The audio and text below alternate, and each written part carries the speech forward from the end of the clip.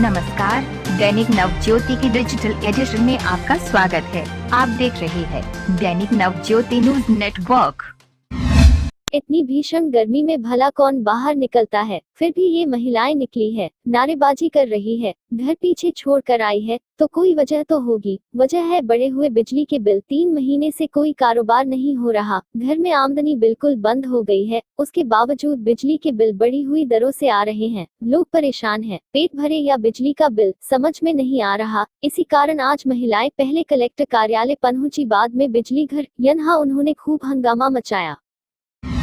भारत और चीन सैनिकों के बीच हिंसक झड़प को लेकर जोधपुर के युवाओं में आक्रोश ही। युवाओं ने कहा, चीन को सबक सिखाना होगा। पहले पाकिस्तान आंख दिखाता था, अब चीन भी आंख दिखाने लग गया। दैनिक नवज्योति ने जोधपुर के युवाओं से बातचीत की। ये जो चीन ने हमला किया है ये बहुत निंदनीय है, इसके हम घोर निंदा करते हैं और हमारा भारत इसमें सक्षम है उसको करारा जवाब देने का, और बहुत जल्दी करारा जवाब भारत देगा। जो हर दिन पाकिस्तान करता रहता है उसी तरह से चीन ने भी हरकत की है, उसका करारा जवाब देना होगा भारतीय सेना को। अब लगातार आतंकवादी बढ़ रहे हैं, लगातार दूसरे देशों की गतिविधियों को देखते हुए अब भारत को भी क्या रहना पड़ेगा और दूसरों को आंख दिखानी बहुत जरूरी है। अनलॉक 1 होने के बाद लोगों में प्राइवेट एम्बुलेंस को लेकर आज भी खौफ का माहौल बना हुआ है। लोगों की सोच है कि प्राइवेट एम्बुलेंस में उनके मरीज को ले जाने के दौरान उनको या उनके मरीज को संक्रमण हो सकता है, इसलिए लोग प्राइवेट एम्बुलेंस को कॉल नहीं कर रहे हैं और अपने मरीज को निजी गाड़ियों में अस्पताल ला रहे हैं। एम्बुलेंस अध्यक्ष पुखराज प्रजापत से बात हुई एवं उनके अन्य साथियों से वार्ता हुई है। प्राइवेट एम्बुलेंस के अंदर लोग अभी एक भी कॉल आ रहे नहीं है, हमारा धंधा बिल्कुल मंदा हो गया है। अनलॉक हो गया है, लोगों में अभी भी कोरोना का भय है, लेकिन ऐसा नहीं है। प्राइवेट एम्बुलेंस वाले जो भी पेशेंट को छोड़ते हैं तो उनको छोड़ने के बाद में गाड़ी को पूरा हाइपो करते हैं। कोरोना की वजह से लोगों में अभी भी इतना भय है कि शायद एम्बुलेंस के अंदर कि संक्रमण के मरीज ये लेके जा रहे हैं। जब भी हम किसी भी मरीज को डालते हैं तो उससे पहले मरीज को शिफ्ट करने के बाद हैंड सैनिटाइजर और मास्क का उपयोग पहले करवाते हैं। दैनिक नवज्योति समाचार पत्र के स्थापना के 16 वर्ष पूरे होने की खुशी में हार्दिक बधाई देती हूँ। मुझे आशा ही नहीं बल्कि पूरा विश्वास है कि आने वाले समय में भी दैनिक नवज्योति इसी तरह प्रगति के पथ पर अग्रसर रहेगा और पाठकों के दिलों में अपनी अमिट छाप छोड़ने में कामयाब रहेगा। चिकित्सा एवं स्वास्थ्य मंत्री ने कहा कि प्रदेश में कोरोना के प्रति आमजन में जागरूकता के लिए 21 से 30 जून तक चलाया जाने वाला विशेष अभियान देश के कई राज्यों के लिए भी नजीर बनेगा। उन्होंने कहा कि लोगों को जागरूक करके ही कोरोना संक्रमण का प्रसार नियंत्रित किया जा सकता है। रघु शर्मा ने कहा कि प्रदेश में 21 से 30 जून तक चलने वाले विशेष अभियान की तैयारियां जोरों पर है। इसके तहत गांव-गांव, ढाणी-ढाणी तक आमजन को कोरोना से जुड़ी सावधानियों के बारे में जागरूक किया जाएगा।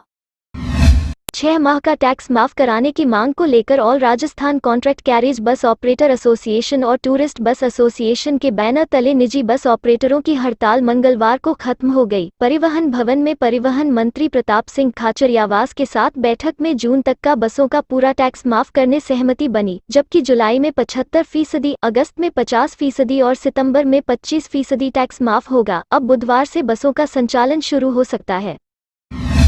लॉकडाउन के बाद आर्थिक संकट से गुजर रहे लोक कलाकारों ने सिटी मजिस्ट्रेट सीमा कविया को ज्ञापन देकर अपने लिए राशन की मांग की। उन्होंने कहा, कलाकारों की स्थिति बहुत खराब है।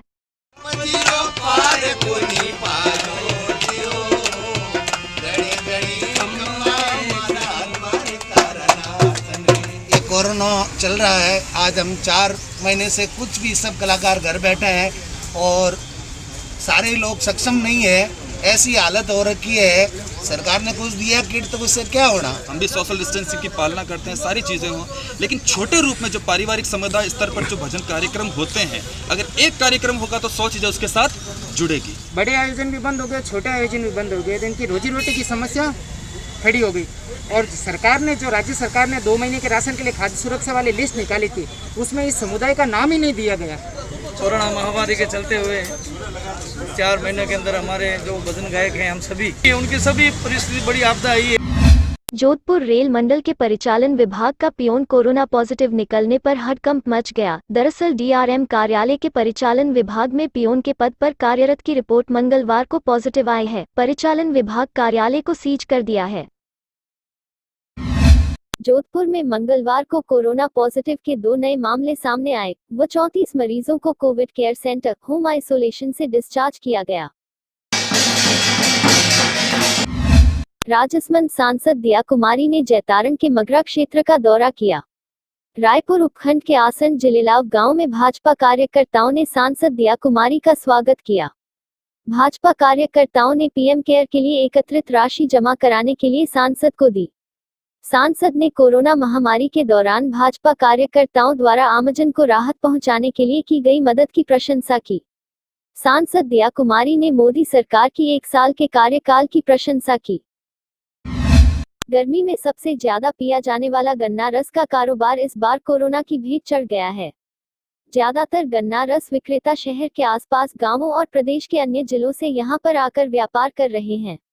नवज्योति ने जब गन्ना रस विक्रेताओं से बात की तो उनका दर्द झलक उठा। उन्होंने बताया कि इस बार कोरोना के कारण लोग घरों से नहीं निकल रहे हैं, जिससे उनका व्यापार चौपट हो गया है। पिछले साल गर्मियों में जहां रोजाना का 7 से 10 हजार रुपए का कारोबार होता था, वहीं इस बार कारोबार केवल 1 से 3 हजार का हो रहा है। इस बार तो खर्चे के पैसे भी नहीं निकल रहे हैं। उन्होंने बताया कि उनके पास न तो मकान का किराया है और न ही घर खर्च के लिए पैसे हैं। यहाँ तक कि उनको राशन की सामग्री भी नहीं मिल रही है। हम सब मशीन को रोज सर्फ से धोते हैं, साफ सफाई रखते हैं। क्या घर करने लगी चालू नहीं हुआ मेरे, यहाँ पड़े रहा था, गेहूँ नहीं मिला, कोई राशन चालू नहीं हुआ मेरा। मारवाड़ जंक्शन उपखंड क्षेत्र के रदावास, आंधदोष, कादाना, मलसाबावड़ी, सहवाज इत्यादि कई गांवों में आज मंगलवार को दिन में करीब 2 बजे हमला हुआ। टिड्डी दल देखते ही किसानों ने विभिन्न प्रकार के साधनों से आवाज उत्पन्न कर टिड्डियों को भगाने का प्रयास किया, जिसमें थाली बजाना, पीपा बजाना, सिटी बजाना, बाइक के साइलेंसर से आवाज करना जैसा उपाय किया। वहीं पूर्व विधायक केसाराम चौधरी को सूचना मिलने पर चौधरी ने जिला कलेक्टर अंशदीप को एवं मुख्यमंत्री KOSD देवारम को फोन कर नाराजगी जताते कहा कि टिड्डियां विगत 10 दिनों से उपखंड में घूम घूम कर हमला कर रही है, लेकिन प्रशासन छिड़काव नहीं करवा रहा है। टिड्डियों पर काबू नहीं पाया जा रहा है। ये थे आज के मुख्य समाचार। अब नवज्योति डिजिटल एडिशन देखिए हर रोज शाम 4 बजे और रात 8 बजे। विस्तार से जानने के लिए पढ़ते रहिए दैनिक नवज्योति। दैनिक नवज्योति के YouTube चैनल को सब्सक्राइब करें और बेल आइकन को दबाएं।